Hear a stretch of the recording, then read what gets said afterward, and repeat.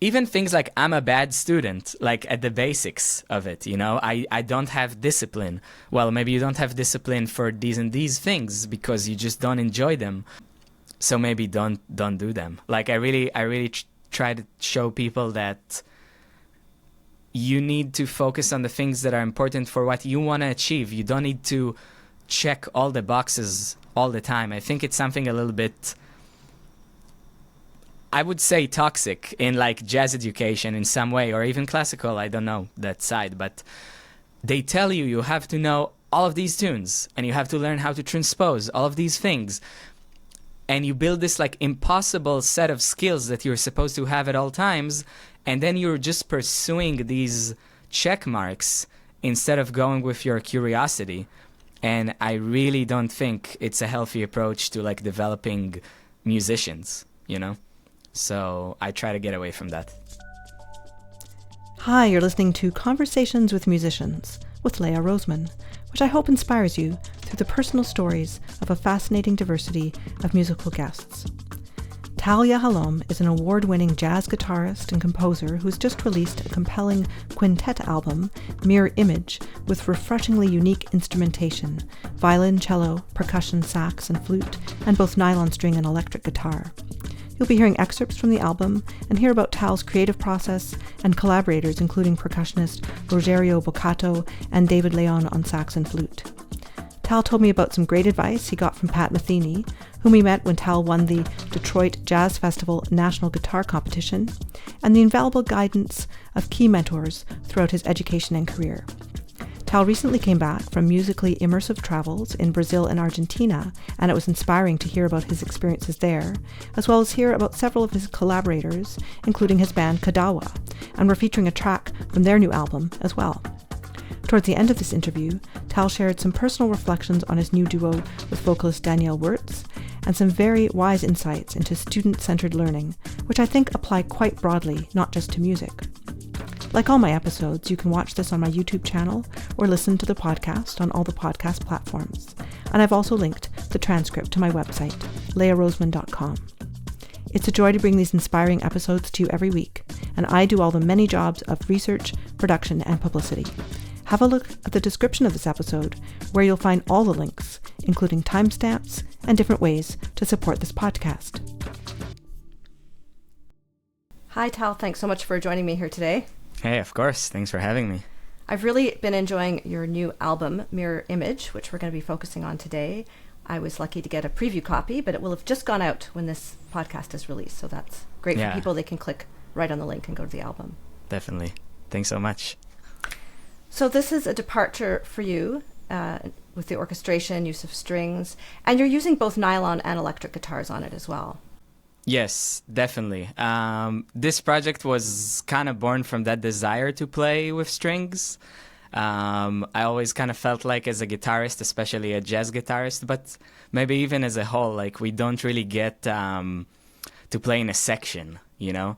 Like horn players, it's much more common for them in like a jazz context to like feel that blend of a section, breathe together, blend sounds together like that.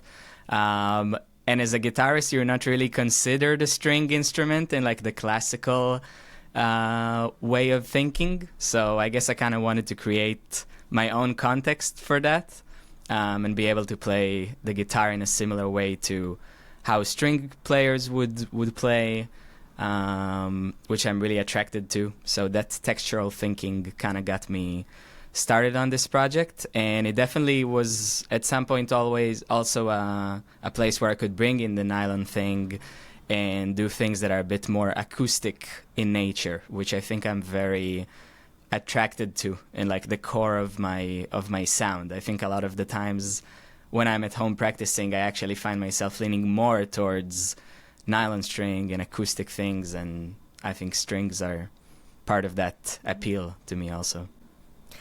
Yeah, there's a great range on this album, but a couple of tunes, and we'll get to them, to me, like it's in that area which is closer to classical, contemporary classical music. Yes, totally.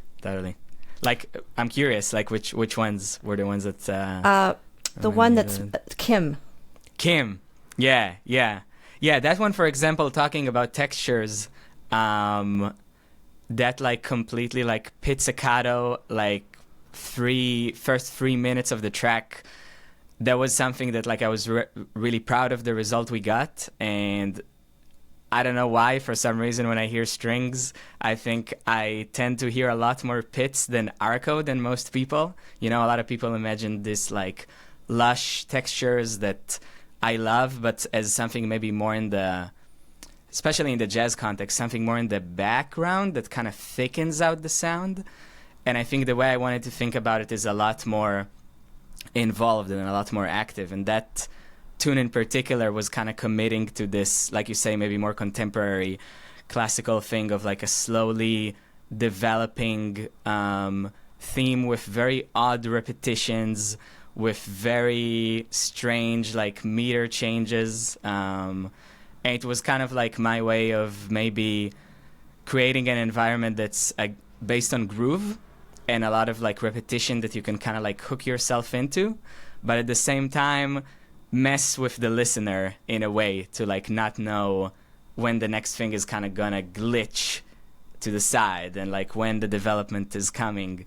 And that was really tricky for us to actually put together, because if you would see the chart of that piece, it's insane. It's like 7 repeats on this first bar, and then 5 repeats, and then 3 repeats, and then you skip, and then 4 repeats. Like I really wanted to make it unpredictable in this way. So yeah, it's one of the tracks I think I had to go back to kind of get it. I really enjoyed it once I'd gotten into it.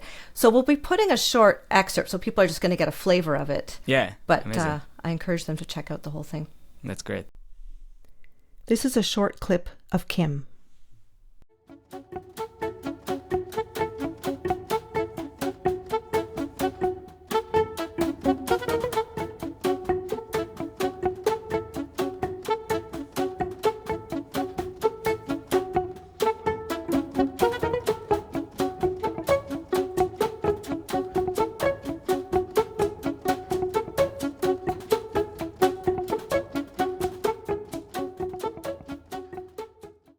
What really grabbed me right away was actually your first track, Prelude. Mm-hmm. This kind of Baroque feel. And kudos to the string players you hired, Leda Fink, violinist, and Irene Han, cellist. Mm-hmm. Yeah, that track, for sure, it felt to me like I was kind of writing almost like a chorale-like type of thing. Especially that second section maybe reminds me more of like kind of romantic stuff that I like to listen to. Especially Ravel is like a huge inspiration to me. Like, you know, if I can get to like 2% of the compositional quality that like he had, I will be very happy. But it's definitely a track that it's funny actually you mentioned that, because that's the first track we ended up recording also in the studio. I was planning to record a different one, but there was like some trouble with the amp and whatever, so I was like, okay, let's just do the nylon tracks. And I think that track, like just starting with that and having something that is very structured, you know, it's all through compose. I'm improvising over a section of it, but it's all through composed. Very simple, but more based on like the breaths and the movement together. So I think starting from that eventually in the recording session also helped us kind of, you know, set up the mood of how we breathe together and connect to the sound. And it's something that I think I wanted to give the listeners of the album also, just that sense of like introducing the ensemble in this way of starting from the guitar in kind of a soloistic way, and then just introducing gradually what this sound of this group is.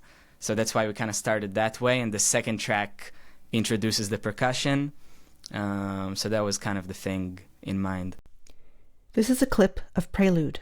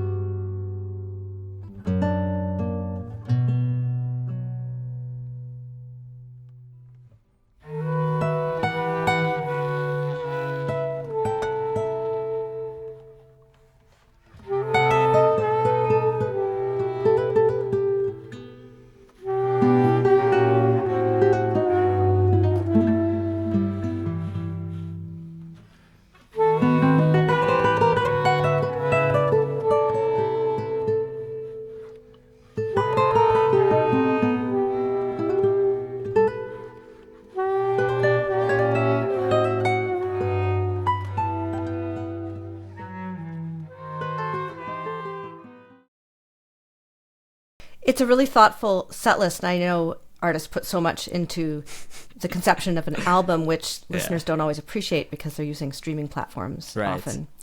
And I'm curious, as you release this, I know you're doing a live show with the band, but are you going to do any listening parties? That's a really good idea. I mean, I actually have not had that planned. A friend actually suggested to host one, which will be very cool. And I do hope that people take the time to listen through the whole thing. It's something that I still, as a listener, really care for. Like a lot of times, let's say when I meet new people, new musicians, a lot of the times when I ask them what they're listening to, they send me a specific track.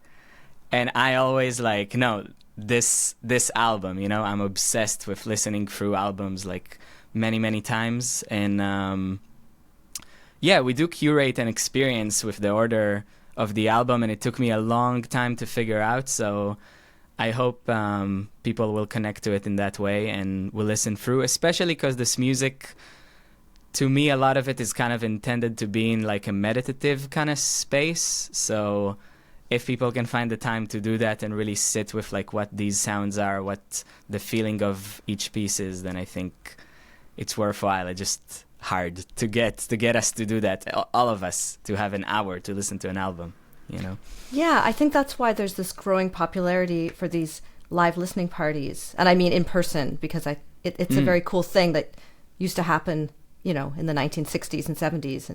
Then Right. So you experience a lot of artists doing this No, recently. I've talked to actually just one person recently who did it, and she was saying how positive it was. And somebody I know who lives in Europe was saying that she was going to some of these listening parties and how great it was. And she's like in her 20s, so I was thinking about it. And I noticed people are doing them online, but I was thinking what a great idea it is to do live. I agree. I think online, I mean, it's a beautiful thing, but to do it live would be awesome. I think just the artists themselves would need to, for me, I think it's a really exposed experience to just like sit in a room in silence with other people listening to my music as I'm not performing it. That's a very new thing. Like when you're performing it, you're so involved in the making of the thing, but to just sit there and be like, I know this record too well. I know all the little quirks and whatever, and like mixing thoughts and this and this. But it will be awesome to get actual direct feedback in the moment like that. So on this album, you have Chorinho for Tati, and I believe that's a family connection. Is it? Is it not? Okay. It's not a family connection, but what the info you have? I'm curious. Well, I know it's a traditional Brazilian thing, and I know you went on this recent trip to Brazil and Argentina, so I wondered if somehow. Right. Okay, so definitely that trip has some family connection, but it's actually the Argentinian side and not the Brazilian side. Also, just to say, that piece was written by an Armenian pianist, actually. That's the only non-original on the record.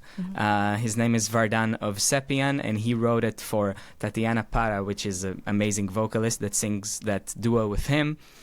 And a friend of mine introduced this piece to me in the pandemic, and I couldn't get enough of it, so it was clear that I had to do something of an arrangement for it. And he was kind enough to be like, wow, okay, yeah, go for it, and whatever.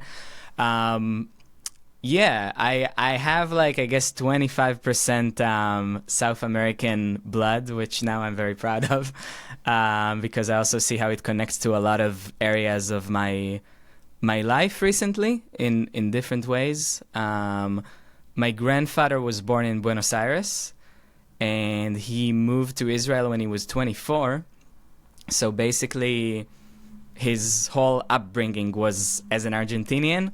And I also know from my mom and like her experiences with him and the whole family, actually, they went there on delegation for 2 years when she was growing up with her siblings. And my grandfather was very Argentinian, like he was a proud Argentinian. And the more I kind of think about him and like I grow as an adult and like I explore different things. And now with this first visit I ever did there and like got to see the nature of the place and his apartment, that we still have family that lives there, and like very special. I I realized like how much he was connected to that place. And my mom always used to say that when he would visit there, he would like lift a little bit off the ground, like he would just feel more alive. And I think some sides of my personality are very related to him and this culture, because we were hanging out as a family at his house all the time, at my grandparents' house, and that's where all the family hangouts, meals, conversations would happen. So even like the cultural way that we would be as a family, I guess, is tied somehow to that culture, or like asado and just like having food for like hours and hanging out in the backyard.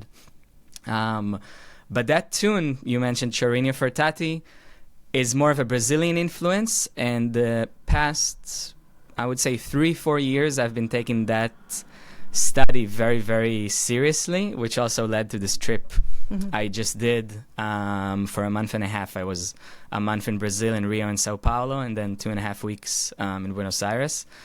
And it was mostly to just, you know, learn about it from the ground, like where the music lives, feel it for real, how it is in the culture, in the day-to-day. And for example, Rogerio Boccato, who plays percussion on the record, is Brazilian, and he has been like a huge, you know, force in helping me like get deeper into this music and understanding it. And also an accordion player, Vitor Gonçalves, that we play a lot together with Rogerio, and other Brazilian musicians who live here have really helped me kind of get deeper into it, and actually learning what samba is and what choro is. And it's been amazing to connect to that side. I think that music these days, for me, it's like really, really alive, and I'm kind of addicted to it in some ways.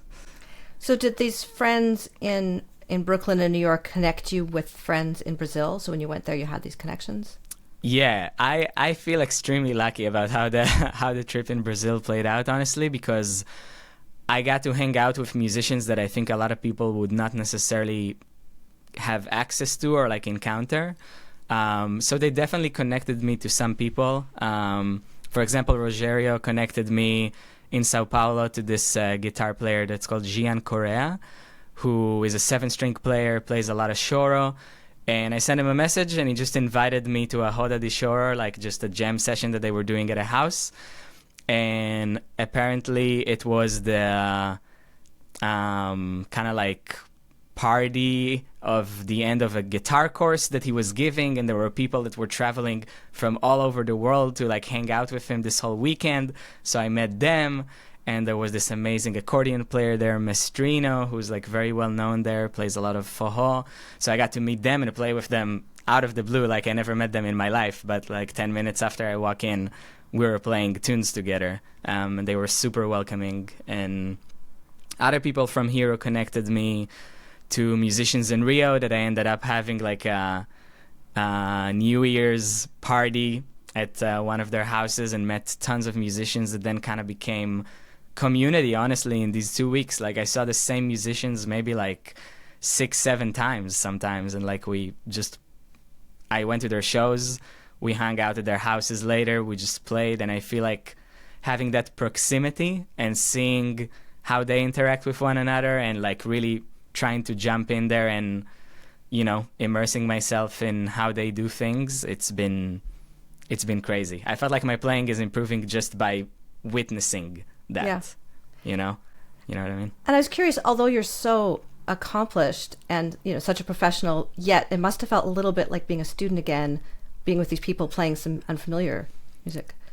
Completely. You know, I was really tripping before going on this trip. I was talking to some Brazilian friends from here, and I take things very seriously and very deeply, in sense of like honoring the music and like learning it, whatever it is I'm doing. So I think the 2-3 weeks leading to this trip, I was like, I need to learn all the tunes, and I need to learn how to dance forró. And like I need to be part of the culture. Like they need to think I'm Brazilian, and of course it's not going to be possible, and that's okay. I had a friend of mine from here that lives here, and he's from Rio, and he told me something very relaxing. He was like, man, those people would be happy that you know 2 or 3 songs that they know. And then when they hear how you play them, they will get a lot out of it too. So like it will be refreshing for them to hear your voice in it. And I think it gave me a little bit more confidence, but I was definitely, in every moment I was there, I tried to like step into it gradually and see what's common, like how they communicate when they play, what kind of room do people take. And I think the main thing I learned from it, besides a lot of things about the styles and grooves and techniques, the main thing I realized that was very special and different is how humble and how communal everything was. And I felt that when they were playing, each musician was like so in touch with all of the surroundings, the other musicians, the audience, the energy of the thing, that it was a lot more about just enjoying the energy of doing this thing that is part of our culture together than it is to play what I know or like take space in this way. It's not about that. It's about creating a space that we are all participating in. And I think for me it was like this reminder of like, oh, that's why we make music. You know, that's the essence of it really. So beautiful. Yeah. This is a clip from Chorinho for Tati.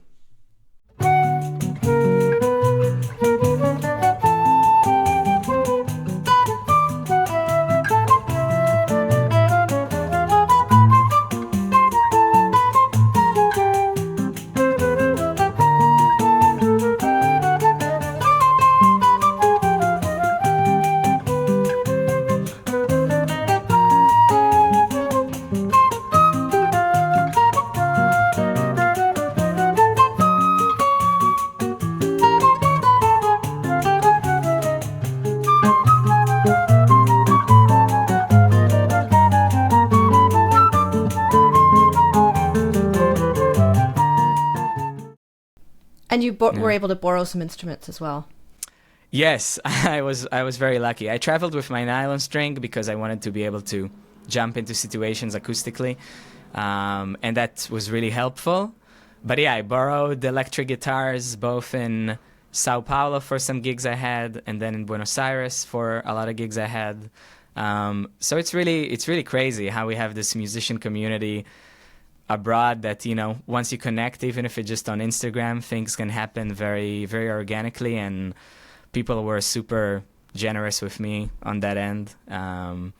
My parents are always shocked by this thing, you know, of like you go anywhere and you just can tap into this thing and like play together and have friends right away. So that's the privilege of, I think, being a musician. You don't travel like a tourist, you know, like you are, of course, but you just immediately can tap into something that's happening culturally. So that was really nice. Yeah. And in terms of the language beyond music, like with Spanish and Portuguese. Oh man, I mean, I was not prepared for the Portuguese side of things. Spanish I can speak a fair amount, and Buenos Aires was a relief in that way because I could like understand what's going on. Listening, I could comprehend a lot of stuff. But wow, Portuguese kicked my ass. It's such a beautiful language, but I was hoping it would be closer to Spanish in some ways, but there are so many different sounds and so many different accents depending on, like, you know, where the people come from. So a lot of the times I was just feeling lucky I could play because otherwise, like, who knows? And, you know, just being patient and trying to speak as much Spanish or, like, you know, Porteñol, they call it, just like a mix of the two. Yeah, and it sort of worked. I didn't feel like I could express my whole personality, but I think our energy comes through even if we don't say that much. So I think that somehow worked. Yeah. Hymn for Tomorrow, back to your album. I understand it was a long birthing process. Yes, for real. And beautiful string arrangements in that too, by the way. Oh, thank you. Thank you so much. Thank you. Yeah, that one, going back to like the kind of like meditative aspect of things and like the cyclical things that I was trying to kind of write. I had the first part, the guitar part for like that first section. It's like in 5/8, 5/4, just a consistent kind of strumming pattern with some voice leading that I found. And I really loved it, but I didn't know what goes along with it. I didn't know if there's another part. I didn't know if it needed a melody. I just knew that this part feels really good to play.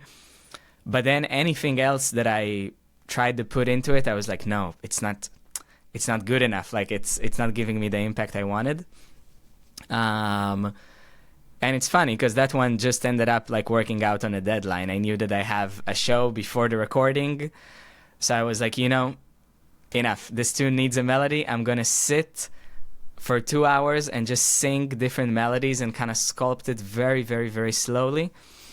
And I think I also was reminded in that moment of advice that Guillermo Klein, who's an amazing Argentinian pianist composer that I took a composition workshop with before the pandemic, and actually a lot of the music was born after that workshop too. So he's a big influence in many ways.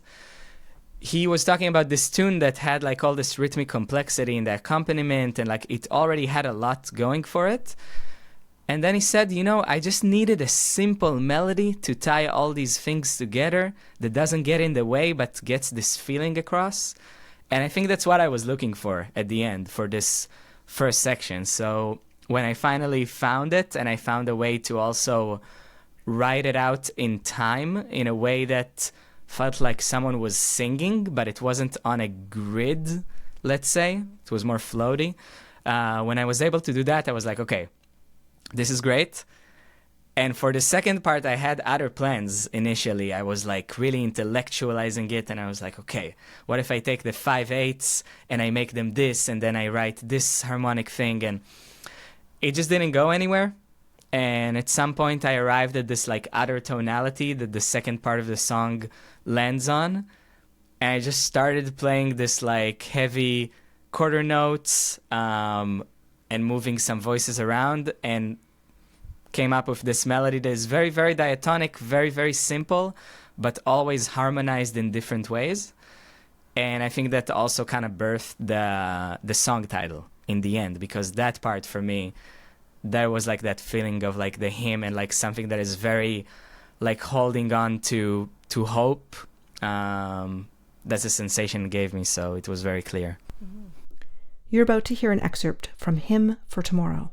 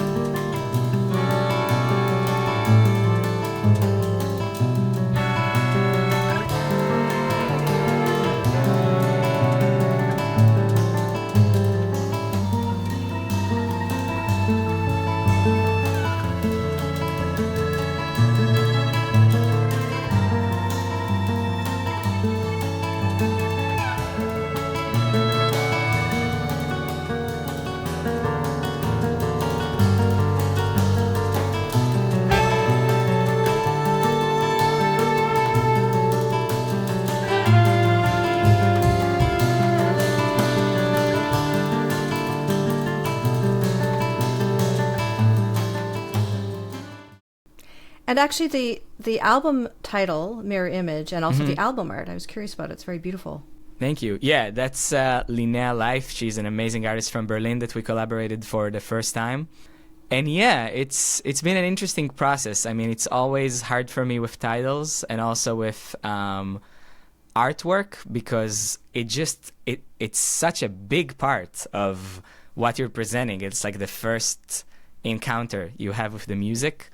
I think Mirror Image came out pretty clearly at some point because of the nature of just how the music feels, and I think what I would want to give the listener as an experience, which is just a space to like reflect on things and stay in for a while and like just see what comes up. I think when we play these compositions live as a band, and when I wrote it, that's kind of like the process that's happening internally, but it was also kind of like a hint at the compositional process that was happening in a lot of these tunes, where I would write one thing, like Kim is a very good example of it. I wrote the first line, and then the second part is just like a hocket of that thing. It is displaced by like an eighth note, so a lot of things became kind of like inversions or like opposites of one another. Dusk on Landwehr Canal, the last tune, is another example of it, where the string parts, they play the same pitch collection a lot of the times, but in different directions and different ranges, that then kind of get this like interesting rub. So it was also kind of a hint of how the music came to be. And yeah, then the album artwork, it was a combo of a lot of things. I think we talked about the environment in which I wrote it in, which was actually, funnily enough, a lot in Berlin on a trip. So this artist actually knew the places which I composed the pieces at, and that bridge idea came from one of those settings of the places that I actually wrote it in. And water was a big element also in how the music feels, and like certain themes. That canal, the boat, like those are all places in Berlin actually that I wrote the music at. So I knew I wanted to have these two elements involved and something that reflects back at you to represent the title.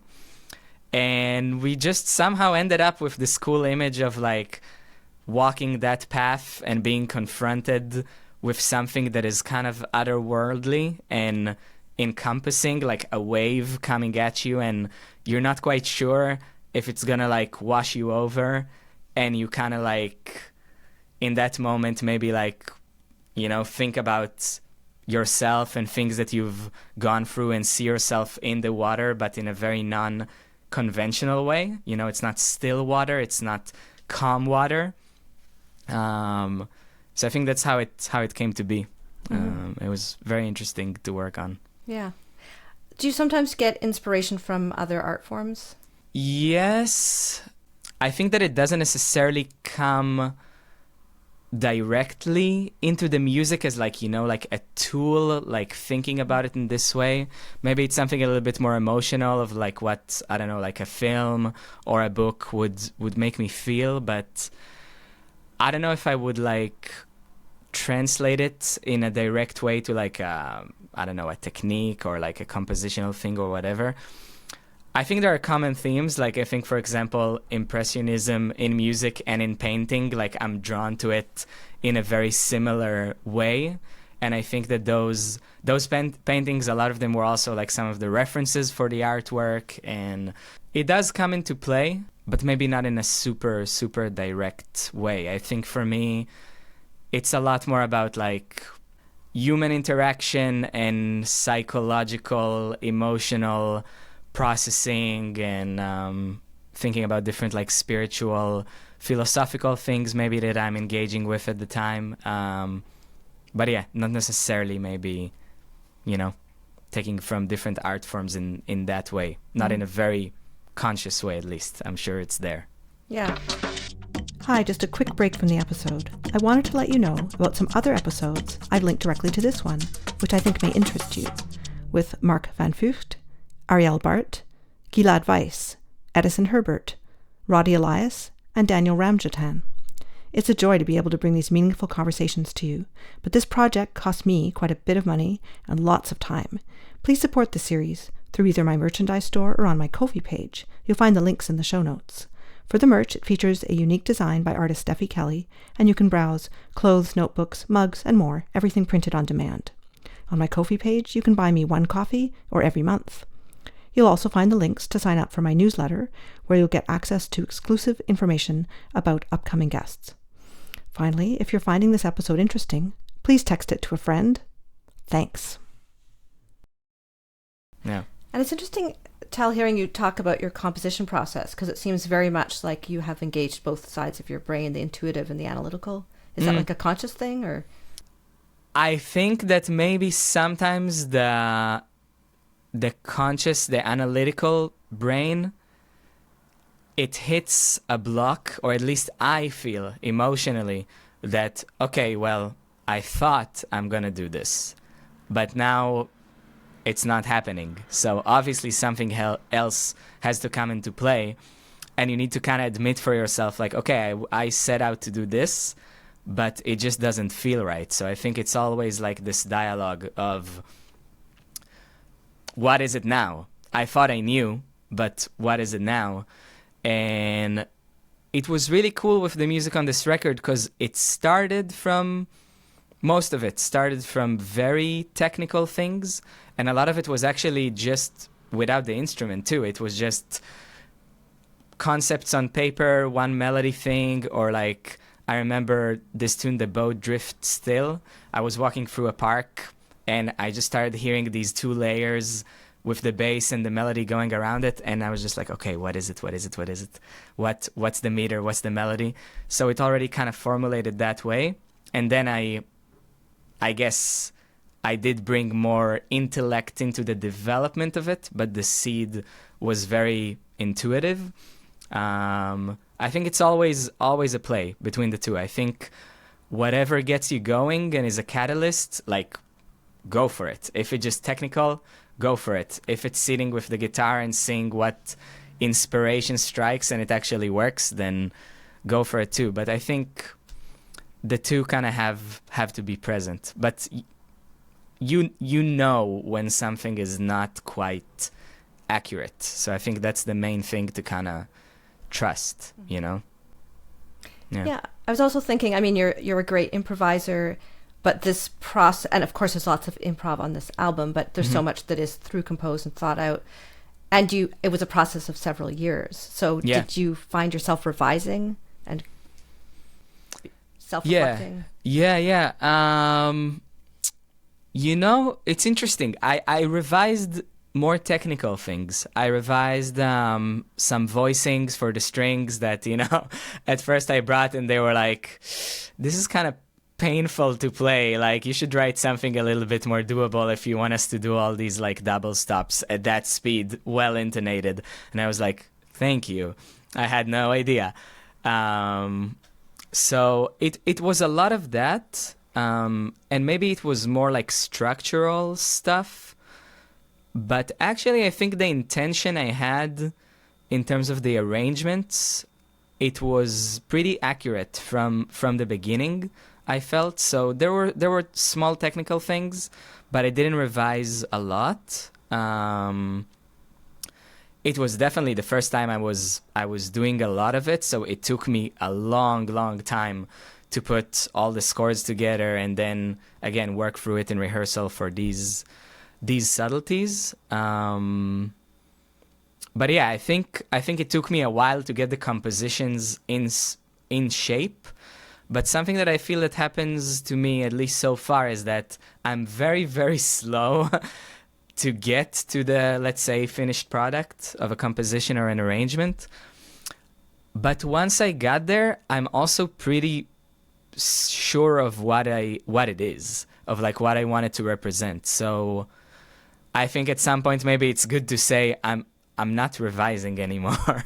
I revised a lot of things in the mix, in like, you know, the post-production of the record, but unless something is really calling me, and again, maybe going back to that point of instinct of, well, this just doesn't work, then I think I wouldn't really touch it too much at this point. Yeah.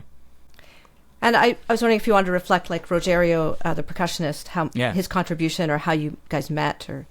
Yeah. I mean, wow, it's huge. With him, he's actually one of the first people I met in New York, and it was through his daughter, who's an amazing musician also, Anne Boccato.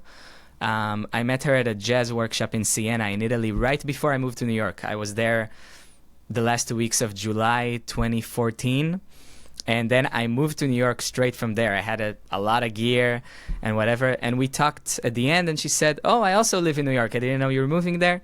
And we talked about doing a session. So the first session I ever played in New York was with her, and I met some really cool people for that. And I had no idea her dad is like such an incredible musician, which I think also made it easier for me to kind of meet him, because, you know, a lot of the times it's actually good to not come with any like ideas or preconceptions of who this person is, because you just get to meet. So I met him pretty quickly, and I think in the last years, thanks to this new Brazilian love and obsession and this band, we became much, much closer. And for me, when I was thinking of a drummer, let's say drummer, like, you know, a rhythm section for this band, I was feeling that texturally it can't be drums. It's too much. And it's something that I was feeling anyway before, even in gigs that I was doing as a leader just with a trio. I was starting to get a little sick of bass and drums, because it just sounds so familiar and like such a specific thing that you can't get away from the sound of it. So with this band that is so delicate, it doesn't have a bass, it has cello and guitar instead of a bass, or just no bass. I wanted someone who is on one hand very groove oriented, which Rogerio is to an amazing extent, coming from that Brazilian background and other styles he's played, but that has like a really unique textural thing going for him. And his percussion set is like, it's insane. Sometimes when I see him play, when we're not playing together, I look at how his limbs work and how quickly he changes between like different textures and different combinations of things in a very orchestration based way.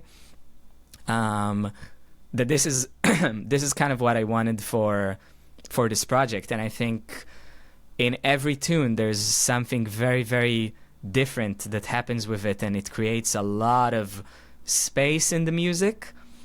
But he's also like really, really good at just giving you like that driving pulse and like very groove based approach. But then on other songs like Dusk on Landwehr Canal, which is kind of a drum feature under the string parts, texturally there's so much going on there.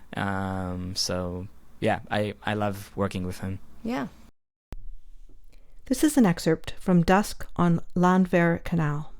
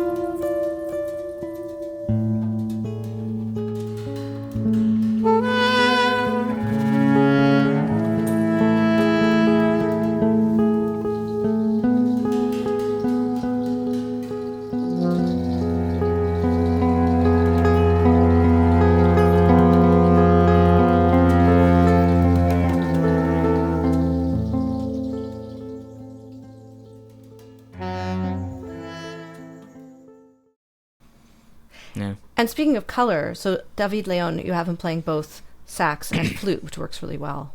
Yeah, thank you. Yeah, he's amazing. Like every time I meet him, he picks up another instrument, and you don't understand how he even had the time to practice it and be that good at it. But he is. So with flute, it was, I think, kind of like alluding also to that very Brazilian style of that tune, Chorinho for Tati. So flute, pandero, and nylon string guitar that started it was very kind of idiomatic to that style. And what I love about David, you said color, is that I think we share something very, very special and specific about how we see our instruments and our playing, which is it doesn't matter that it's a guitar and it doesn't matter that it's a saxophone. Like, the goal is to blend, and the goal is to find what is the right sound and the right texture for this particular piece and for this particular moment and for this particular phrase. So to have someone who thinks of the saxophone not as a lead, but as within the band, which is a lot of how I think of guitar and honestly enjoy playing guitar the most, like in the middle of things. This is why this band exists, so I could also be in the middle, you know? So he's someone who is able to do that, and he could get like the darkest, warmest tone, and like has a crazy dynamic range. He can yell, he can like make the sax sound like a machine, he could make it sound like a string player. So he's super versatile within that, and it was really nice that every time we rehearsed this music, he was like, okay, what is it? Am I getting it right? Like, is this the tone you want? Because I feel like I'm not blending with the cello. And then like they would work on that specific thing. So this is like the chamber music element that I really like, and all of the people in the band I think are connected to this side. And it's something that sometimes I'm missing a little bit in the jazz universe, like that attention to how do we phrase together, what is the gesture that we're going for, what is the weight, you know? And I hope we brought it across in this record. That's the goal. Yeah. Yeah. Now, actually, one of the tunes connects to your band, KADAWA. How do you pronounce it? Yeah, KADAWA. KADAWA. Yeah. So Sophianic Mess, I know you've played and recorded with KADAWA. It's coming out on your upcoming album with them too, right? But yes, that's true. Yeah, that comes out February 28th. Yeah, and that we recorded it with them. And actually, I even recorded it once before on my first solo EP. So it's already, 3 different bands, 1 solo guitar, 1 guitar trio with bass and drums, and now the quintet. Yeah. I actually heard all those versions. Oh, amazing. Yeah, because KADAWA, you have it on YouTube. Like, I think it's a live version. Mm-hmm, so I'd heard that. And nice. It's kind of a funny story, the title, right? Yes, it's a very funny story. Basically, I was subletting a room in my apartment. And for some reason, I couldn't find a friend who would stay there, but I just needed to cover that room for like the rent or whatever. And I think it was someone random from Facebook named Sophie who wanted the room, and I was desperate, and I was like, okay, sure, I'll give it to her. And the moment she came in the door, I knew I made a mistake already, and that this was gonna be an awful time together, because she brought all of her stuff from her past apartment into a tiny, tiny room, and it was all laying all over. She was like super inconsiderate and like taking so much space, and she was like a mess. And I just sat in my room that day and didn't want to engage with her at all. And it just like, the tune happened very, very quickly by just like sitting there and like playing something that was very true to that moment, ended up being very like weirdly melancholic in this kind of changing minor tonalities, but then it becomes like this brighter thing that still has a lot of like playfulness and like chaos to it. So it came out of that, and there is a section there where on the record, the quintet record, it's just a pizzicato section of cello and violin. And when I wrote that piece of the tune, I knew that it had to be arranged for strings. And this is like the oldest tune in the book. This is like 2018, maybe, something like that. So when I recorded it solo guitar, I was trying to emulate that. When we played with KADAWA, we tried to emulate that, and Almog, the bassist, did an amazing job to like kind of get that color across. But I think the real dream was to have it with like a string trio of me, violin, and cello. And that was the first arrangement that I wrote for the band. Like, I just wrote these like string parts, and then I was like, okay, I want to do more. So it kind of is the catalyst in a very weird way. This is a clip from the middle of the version of Sophianic Mess on Mirror Image, where you hear some of the pizzicati in the violin and cello lines.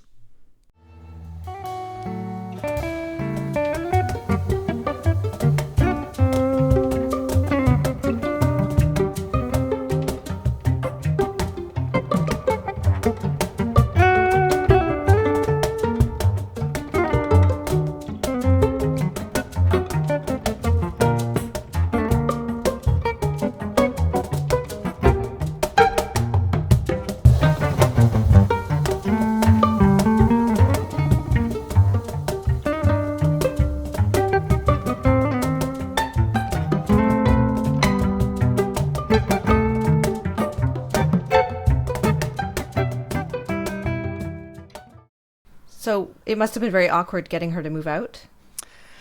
Luckily, it was just, it was not a permanent thing. It was like a month type thing while she was looking for something. But I actually don't remember if I lived with her like that whole time. I think my roommates at the time were suffering more because I had traveled and they needed to live with her. So they were probably more pissed than I was, honestly. Yeah.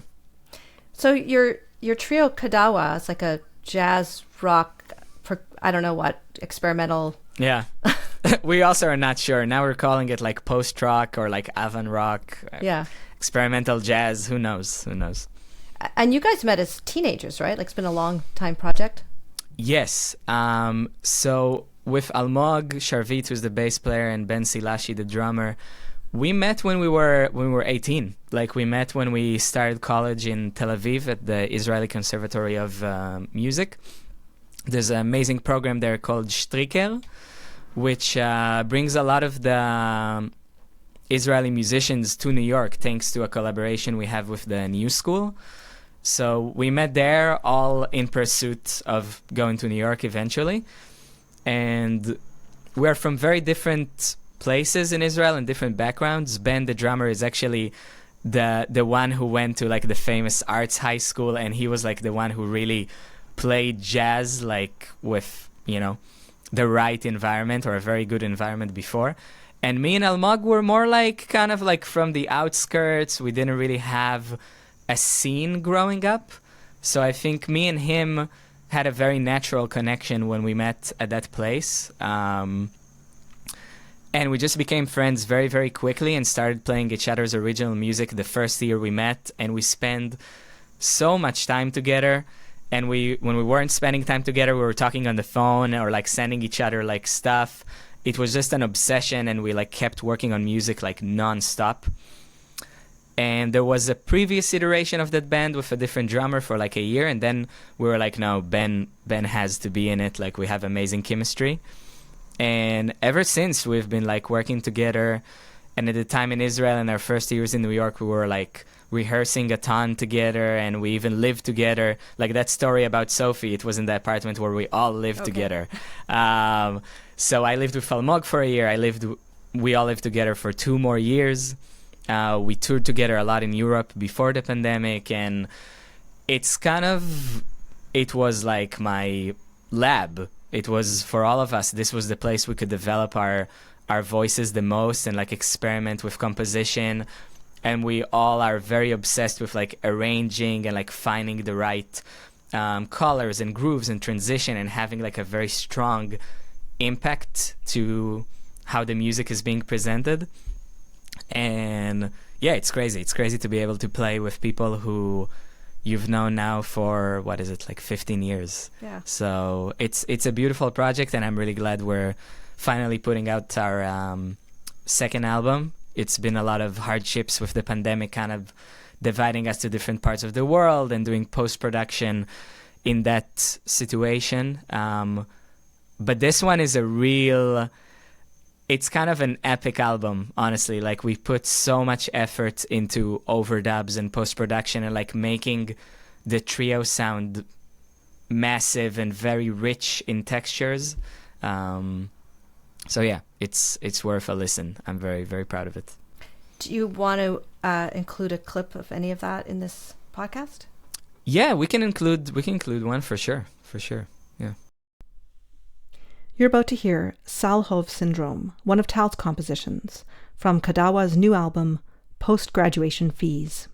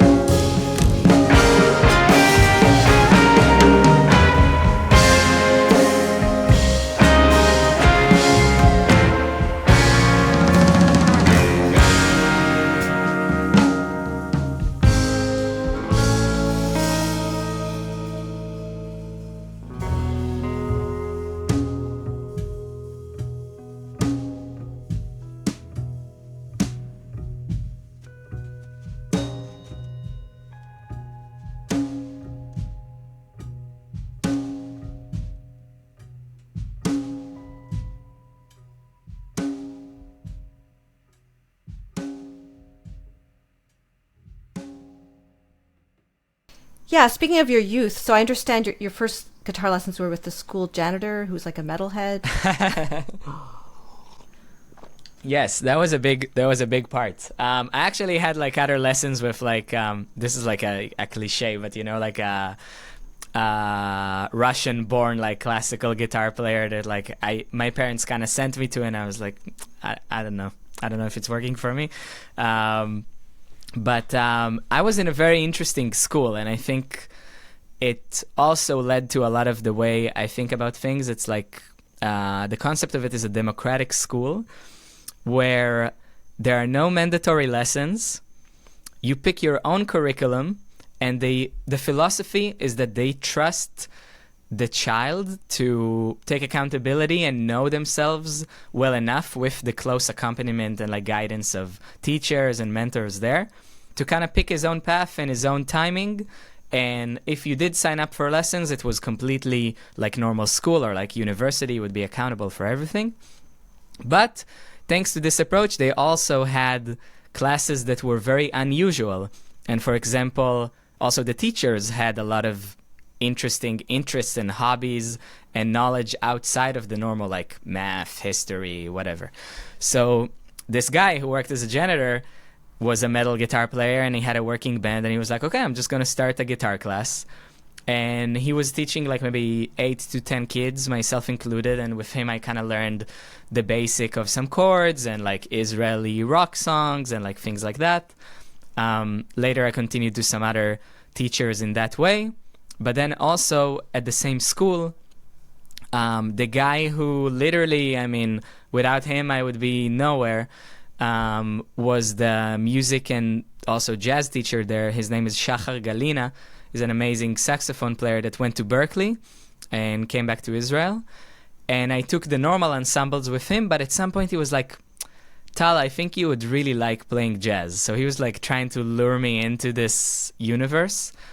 And I was convinced, and it was amazing to get into it because he was also introducing me to a lot of things that I didn't know about. And this was at the time where people would actually burn CDs to you. So he like gave me a lot of Wayne Shorter to listen to, the Jazz Messengers, but then also a lot of really hip contemporary stuff like Kurt Rosenwinkel, you know, like that he knew about. And I was like, who is this? What is this music? And he really directed me towards the right places. He sent me to one of the most formative guitar teachers I've ever had, that a lot of guitarists from Israel actually go through him because he has a very strong method of like getting to know the neck and improvising. His name is Shai Chen.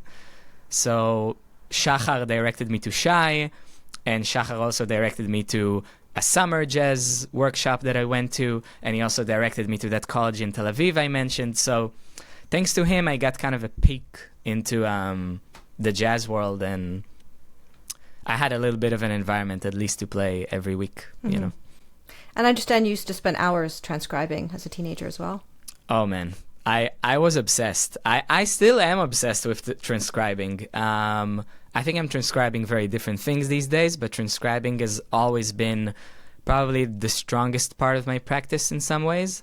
And yeah, I think I would spend like maybe sometimes 4 or 5 hours a day as a teenager just in my room transcribing solos, transcribing compositions. I was a huge Pat Metheny fan at the time, so I would transcribe everything from him and learn compositions, and I could sing like note by note by heart. And honestly, I'm really glad I spent that time then, because it made it so much easier later to not be afraid to approach any kind of music I want to learn, because I know what it means to like sit with a piece and try to figure it out. And that's something I actually also try to show my students. Like I teach a bunch too, but the skill I want to give them most is you can figure it out by yourself with these like tools, but don't be afraid to do it. Like that's the best way for you to learn. And at some point, I don't want you to depend on me, you know? So I think when you learn how to transcribe, you also have this amazing freedom to just be like, okay, I can engage with it. Like this can be part of my life and my musicality. And when you do it enough, it becomes a little bit easier. So, yeah. And it sounds like this unique school you went to allowed for that time too. Yeah, definitely. In high school, I already kind of had like a normal schedule, but definitely before that, and even in the spaces between classes, yes, there was a lot of time to just hang out and like do whatever it is you love. And most of it, I think it's the mentality. I don't even think it's like the schedule. It's more this idea that you can design your own way of living, and you need to trust yourself to do this. And I think always for me, and sometimes it's hard for me also. Sometimes it's kind of a weight. Sometimes I wish it would be, oh yeah, just go by the schedule and don't feel out everything that you're feeling out, you know?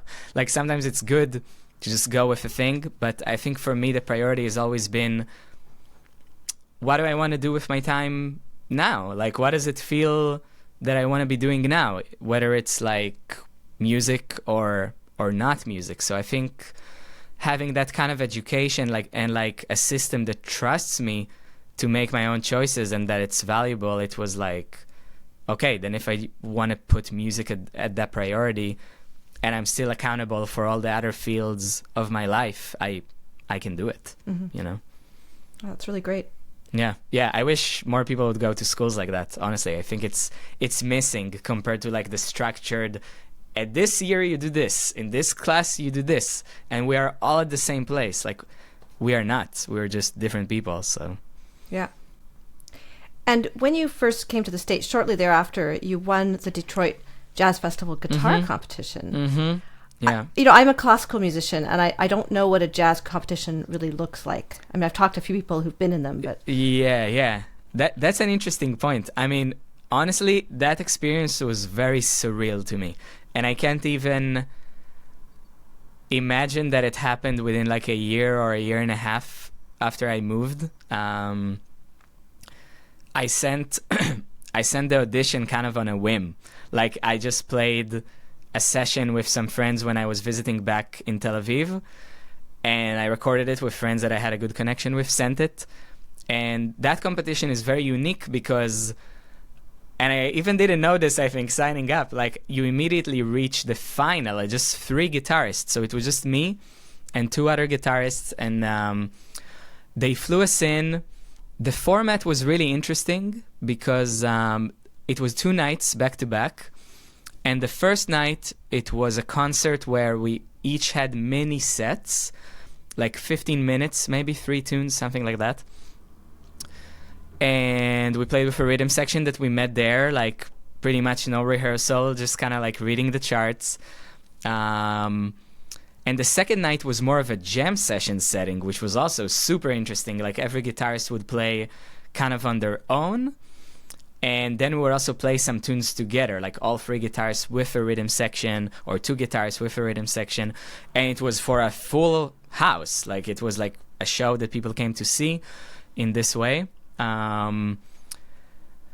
Competitions are really weird. Like, I don't know if I would be like a judge in a competition, how I would be able to even do that, and like what do people really assess. In the classical world, I'm sure it's very different. In the jazz world, what's interesting is that, first of all, in that context, I played with people I've never met as like a rhythm section. So my priority, and I think this is maybe one of the things that also the judges felt, my priority was to make music with them. I wanted to have communication with them and not only, again, be the soloist on top, be in the middle, like have this interchange with them, get them excited about playing music. And I think it really, really helped me, but it came through much more in the second night. The first night I was terrified. I had no idea what I was doing, but I did also play a solo tune. I did 2 songs with the trio, and then I played, I think it was like The Nearness of You, like some ballad that I just played solo. And I remember that after the fact, when one of the judges, who was also the director of the festival, he told me that solo piece had like a big impact on them. But then in the second night where I really opened up, like they unanimously felt like I deserved to win that. And it was an unbelievable opportunity because you get a performance slot at the festival. So I brought KADAWA to play that festival. We played our original stuff on one of the main stages there. And luckily enough, which was full circle to me, the artist in residence for that year was Pat Metheny. So for me, I could not believe that I'm there. And there was even a moment where there was like an artist like meeting and like a cheers just to kind of start the festival. And the director was introducing me. He was like, here's Tal, like the winner of this guitar competition, and everyone is applauding. And I got to talk with some really great musicians, but there was a moment where we also had to go to the back to sign a poster of the festival. And I signed the poster, and like a ghost from another universe, Pat Metheny comes from like a corridor and like congratulates me, and like we're talking a little bit, and I was shocked that I'm even in the presence of this person. So we just talked a little bit, and he was amazing because he straight away said something very meaningful, not to me, but something about the music. He was like, man, your guys' job is to play for your generation. Don't play for the suits. Don't play for this and this. Like, play for your people. He just told me like this sentence, basically, and went away. But I was like, okay, that's huge, you know? Yeah, that is great. Yeah. Yeah, and just, you mentioned your solo playing. I really have enjoyed listening to your solo album. Thank you very much. The Standards album. Yeah. Thank you. Yeah, I love playing solo. I feel like it's just the setting that I'm at most. Like when I practice, that's what it is, and the pandemic accentuated that for everyone, I think. And that record was a direct result of like the first, 6 months of the pandemic. I was just obsessed with finding these new ways of playing solo. And again, textural exploration, or how I could play solo in a way that the guitar represents more than one part, or more than one role. And it was a really hard process to like put these arrangements together, but obviously I had a lot of time. And I recorded them with an amazing friend and engineer in Tel Aviv, Yair Taragano, and we worked very close together. It all happened in like 2 weeks. We did like 3-4 sessions. And yeah, I think it kind of set the foundation of a lot of things that I do now. Just that period of like exploration, and really the concept for me was to take a standard, and for each standard to be kind of a platform for a different space of solo playing. That's why the opening track, My Romance, is all played with harmonics, like artificial and natural harmonics. And I just play the head. I just play the melody with a little bit of accompaniment, and that's what it is. Like, I didn't feel like it needs anything else. And other things are more pianistic. There's some stride tunes there, but not for me. Honeysuckle Rose is more of like a, like gypsy jazz combined with like a backbeat type of thing. So I'm very proud of it. It's definitely, it was a stretch to record those at the time. It was very hard, but I think going through that process gave me more access to be like, okay, now I can really focus on each of those and develop them more. You know. And I know you perform a lot with singers. You have a new duo with Danielle Wertz. Yeah. I love playing with singers. I also love playing duo. I think like the more exposed and the more intimate it is, the more your decisions matter, and you can feel the energy of maybe just one person. I think sometimes I can be very sensitive to the energy of everyone around me. So, for example, when I'm playing a one-off gig with a quartet, there are just way more people to like be sensitive to, and kind of find a common ground and a common energy at that moment. And duos make it a little bit easier. It's harder in the technical sense because you need to cover more ground maybe. But on the personal level and like the connection you can have, I love it. And especially with vocalists, because I think when there is a song involved, it can be jazz, it can be original, whatever, you kind of forget about some of the bullshit you would be dealing with when you're playing just an instrumental piece. Like you forget about all the things you can do, and you're just doing what the song needs. At least that's for me. That's like the space it puts me in. And with Danielle, it's been a really special process because we co-wrote or like co-arranged all of this music for this new project. And we just have a very, very close friendship. Like we would meet a lot to rehearse and refine lyrics, but those rehearsals were half like just like talking about every aspect of our lives and like very deep emotional stuff. And I said it at the show, I feel like what we have in common is like the emotional landscape and like the way we process things, and it's something that we wanted to kind of bring across in the music too. And it's a very new thing. Now we applied for a residency to write some more music together, but we definitely know that we want to record something, and I think the message in our music is important these days, of like being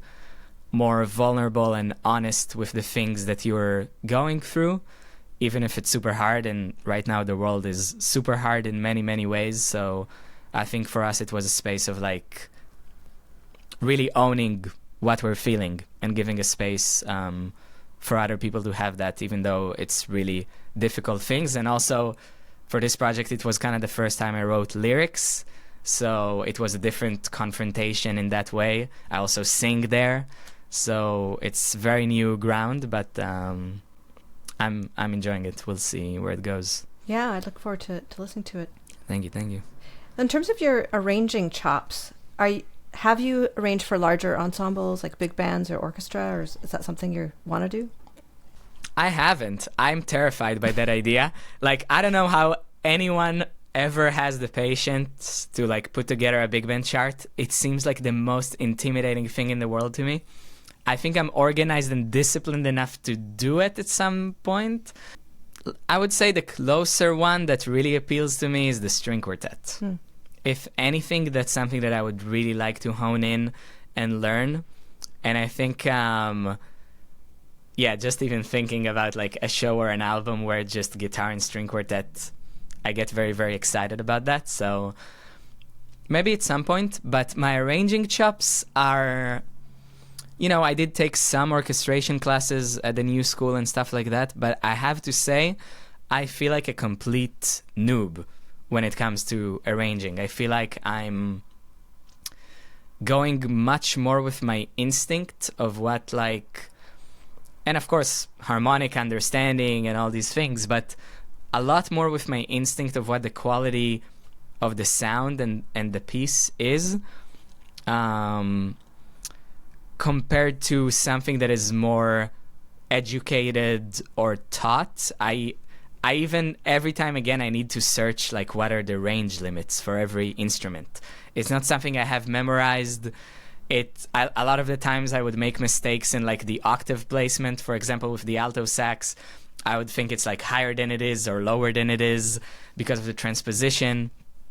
So I feel like it's in a way raw, and it's something that I could definitely go deeper into, especially if I want to do larger ensemble stuff. But I also think it's just good to go for it and learn as you do it. I would definitely not call myself an arranger. Like for the purpose of other people's music, it's something that is maybe just beginning to happen. I did produce one record for a vocalist and harpist, Margot Sergeant, where I did write the arrangements, but it was more for a jazz trio and a little extension. It wasn't for something so massive. So I would say my arranging comes more from like my playing and my compositional thinking more than anything else, more than like an educational, technical knowledge of how to spread voices and this and this and this. Okay, well, it might be interesting to wrap this up with some reflections upon your life as an educator, because you had a pretty interesting path as a student, and I'm sure you respect your students' individuality and, you know, maybe approach things differently. Yeah, thanks for saying that, because it is kind of how I see it, and it takes a lot of work, honestly, but I think it's worth it, and I think that I never really believed in one-way-fits-all type of thing. So when students come to me, I mostly have adult students at this point that are kind of intermediate to advanced, but with many different stylistic preferences and different backgrounds, formal, not formal, self-taught, whatever. I ask all my students, for example, to prepare a playlist for me, the first thing, when they come to my lessons, of things that they have played, things that they are enjoying listening to right now, things that are in their fantasy to be able to learn. And I listen through that to get kind of a little bit of the world, and then what I try to do is I try to fit things that I know should be at the core of their learning, but through different lenses, like through different songs, different material. So that's definitely one thing that I try to do. And, you know, I talk about it with a lot of other colleagues who are teachers, that I really feel like teaching is like half therapy. It is completely that. You have to understand what's the angle, how can you reach that person, and more than anything, and this is a moment that I had that really clicked for me, what are like the limiting beliefs that people have on themselves? I think this is the thing you confront the most when you're teaching. Like some person would come to you and like, I could never memorize anything. I have bad memory. And I'm like, okay, but what if we think about it this way? Because there are actually ways you can work on this. It's not you have bad memory, you just don't have access to it. Or like, even things like I'm a bad student, like at the basics of it, you know, I don't have discipline. Well, maybe you don't have discipline for these and these things because you just don't enjoy them. So maybe don't do them. Like I really try to show people that you need to focus on the things that are important for what you want to achieve. You don't need to check all the boxes all the time. I think it's something a little bit, I would say, toxic in like jazz education in some way, or even classical. I don't know that side, but they tell you have to know all of these tunes and you have to learn how to transpose all of these things. And you build this like impossible set of skills that you're supposed to have at all times. And then you're just pursuing these check marks instead of going with your curiosity. And I really don't think it's a healthy approach to like developing musicians, you know? So I try to get away from that. Yeah, really insightful. Thank you. Yeah. So thanks so much for this today. Really appreciated it. Hey, thank you. It was super fun. Really awesome questions. And thank you for like looking into all of the music and listening for stuff. That's great. I hope you enjoyed this episode. Please share this with your friends and check out episodes you may have missed at leahroseman.com. If you could buy me a coffee to support this series, that would be wonderful. I'm an independent podcaster, and I really do need the help of my listeners. All the links are in the show notes. The podcast theme music was written by Nick Cold. Have a wonderful week.